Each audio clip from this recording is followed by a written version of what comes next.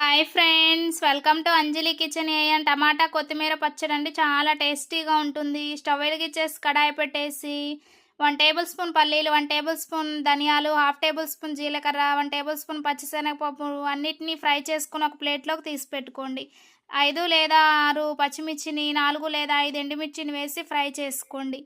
Fry అయిన తర్వాత 4 cut చేసిన టమాటాలను కూడా బాగా మగ్గించుకోండి. మగ్గిన తర్వాత శుభ్రంగా క్లీన్ చేసి సన్నగా తరిగిన కొత్తిమీరను కూడా వేసుకొని బాగా ఫ్రై చేసుకొని స్టవ్ ఆపేసి చల్లారిన తర్వాత ఈ విధంగా మిక్సీలో అయినా గ్రైండ్ చేసుకోవచ్చండి. నేను రోట్లో దంచుతున్నాను.